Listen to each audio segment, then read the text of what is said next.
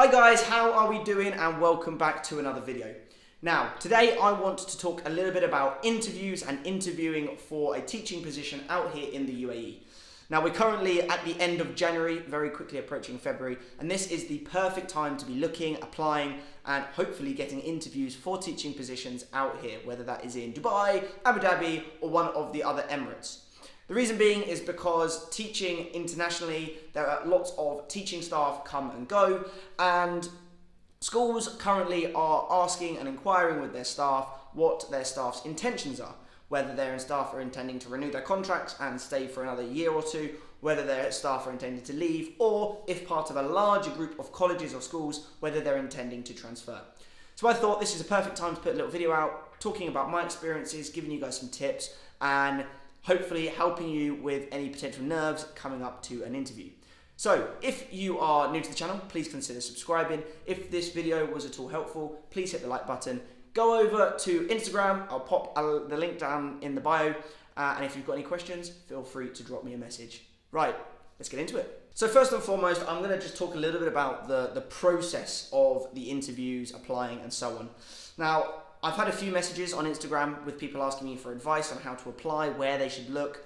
I don't think applying for a teaching job out here in the UAE is any different to anywhere else. The website I would always recommend you look for is TES or TES Education. There are loads of jobs for multiple parts of the world, not just the UAE, but a lot of schools do advertise.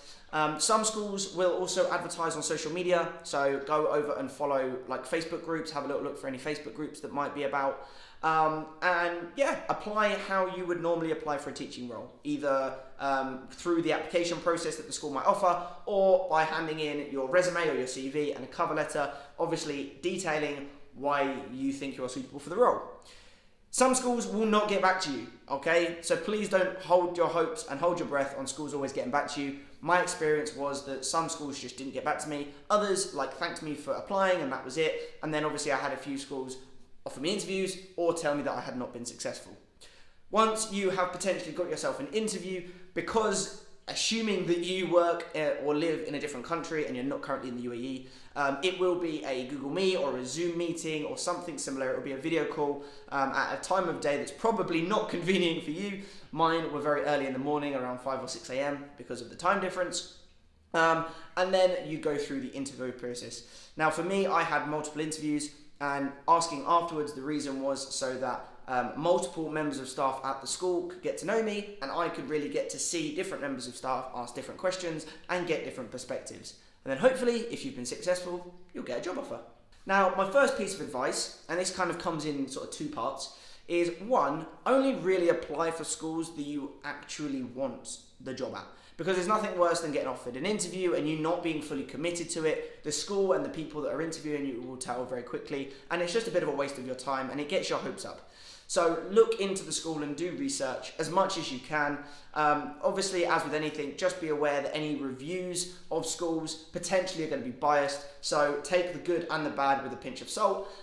Do your research, go onto the website, see what their values are, see what the school looks like. Where is the school? Is it in an area that you might enjoy going to? Is it in an area that perhaps you don't want to live in? So these are all really important things that you would ask anyway, but that's always a really good starting point. If you then get an interview for that school, the biggest thing that I would always do is do as much research as I can on the values of the school. What does the school stand for? Because that is really big in schools. The values, the code of conduct, all of that really supports and underlies what the teaching at the school is based upon. So do your research, and then when you're in the interview, you can show that you are invested in the school and that you have done your research, and you can refer to that when they're asking you questions. So my next piece of advice, and again, this might seem quite generic, is be yourself. This is, I think, something that people sometimes try to hide. They may think, oh, they might not like me, or oh, I'm a little bit quirky, and that. Teaching is all about working with other young people whom are at a point in their life where they are like sponges. They soak everything up, right? And having teachers that have different experiences, that have different tastes and interests is good. The more experience they have of different cultures, different religions, different people from different backgrounds, that is going to enrich them more than anything. So putting across your true self, talking about what you're interested in. I mean, my interview, we started talking about football, and I'm not even really a football fan, but we got talking about different things, and very quickly, like, there was a bit of a rapport that built up, and we started to get to know each other and what made each other tick. And that was really nice, and that sort of eased both myself and the interviewer into the interview really nicely.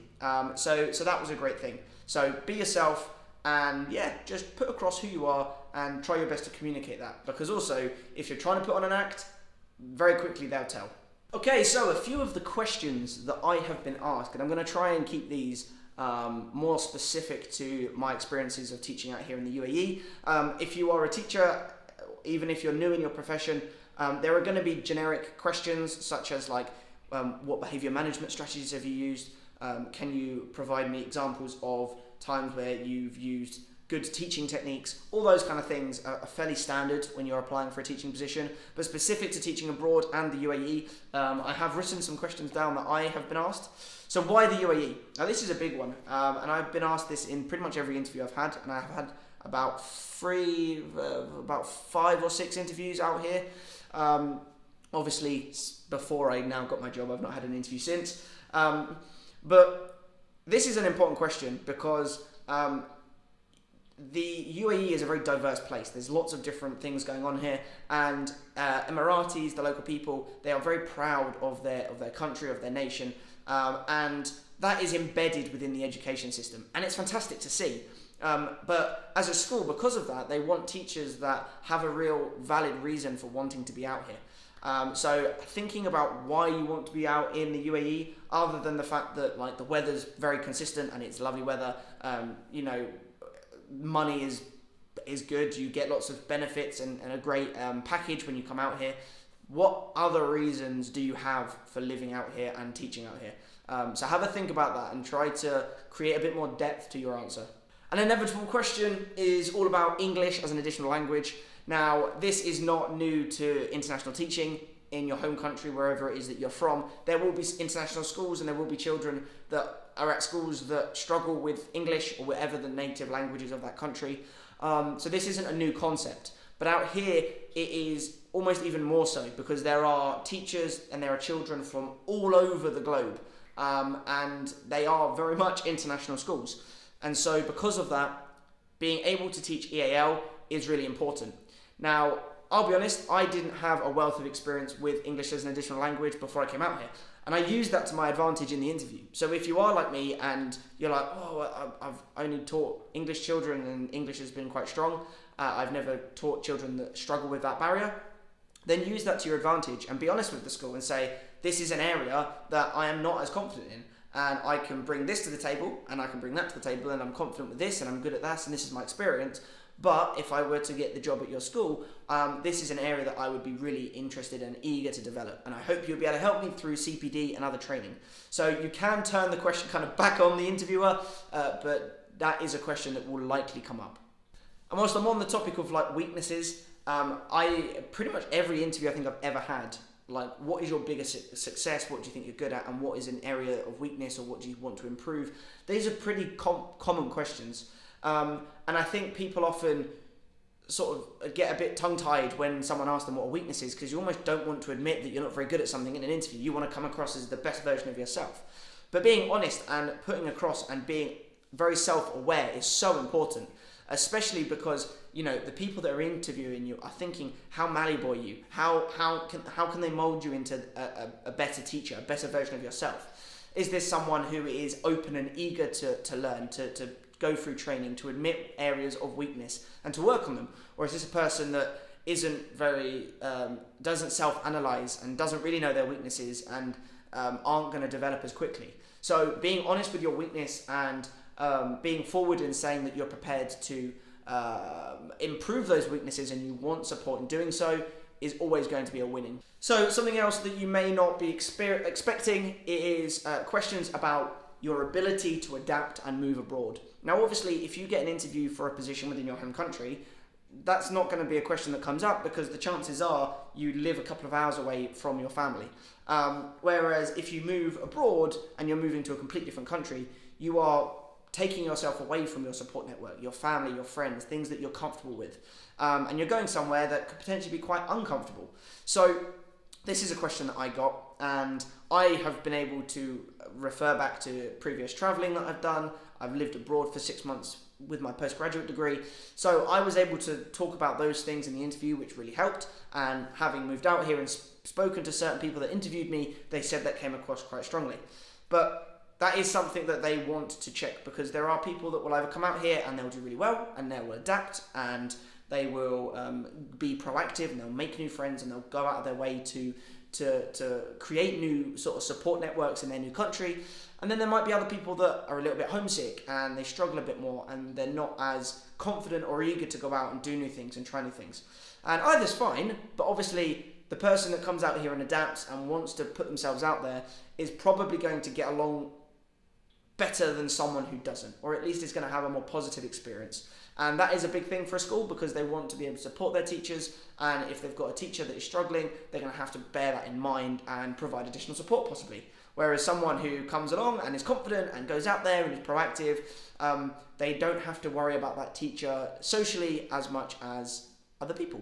So that's obviously something to consider when you're interviewing, and even if you've not travelled before, how can you put across that you are prepared to adapt and change and that you're excited for the new move? So, how many interviews are you potentially going to get from that one school? So, from my experience and through talking to people since moving out here, the first interview is very much a feel-out interview. What is this person like? This is the first time that we're seeing them. Does their sort of resume translate into the person that we're actually now speaking to? I had 3 interviews for my current position with multiple different teachers, heads of years, and so on.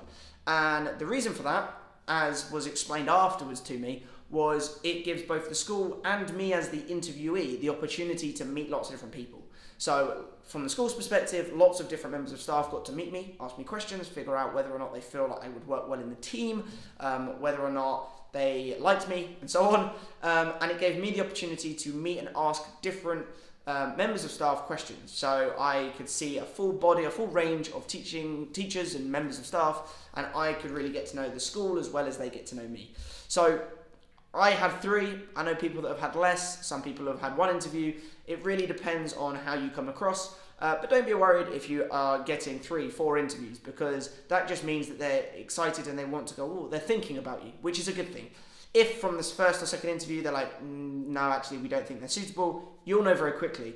Whereas if they're asking you for more and they're prolonging it, it's a good thing. It means they're thinking about you. They're seeing where they could potentially put you and how you're fitting with the school. So that's a good thing. So you've gone through a variety of interviews, and let's say you're lucky, you're fortunate, you've put yourself across well, and the school wants to employ you. They offer you a job. What is the next step? Well, I had a very informal meeting with my head, and I was very happy. He offered me a position, and I accepted it, and I said, obviously I want to look at the contract, what's involved, what I'm being offered, but yes, I am very excited. I have been very impressed with the whole process, and yes, I would love to come and work for you.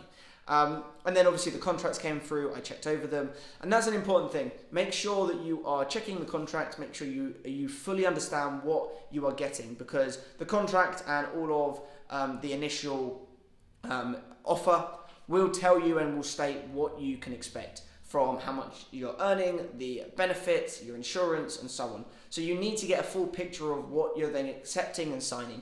So do that first, and then obviously you can send all that back, and then the next step is paperwork. Now, I've spoken about paperwork in a previous video. I'm not going to involve it in this one, but if you do want me to talk about that process, I can do a separate video on it. Just let me know in the comments down below. Okay guys, so there you go. I'm going to wrap this video up now. I hope you guys enjoyed it.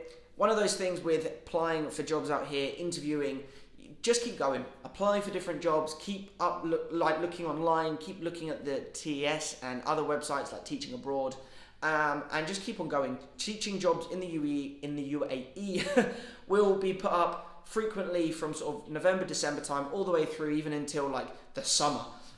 So keep on applying, keep on looking, and hopefully something will come up for you. And if you get an interview, fantastic, good luck. I do genuinely wish you the best, because living and working out here is incredible. It's a really good experience, and I'm loving it so far. So yeah, right, I'm going to end this video now. Like I said at the beginning, if you are new to the channel, please hit the subscribe button, like the video if you found it at all useful, and either drop a message down on the video or come over onto Instagram and feel free to ask me questions. I am always happy to help and to answer any questions that you've got. Right, see you guys later. Peace.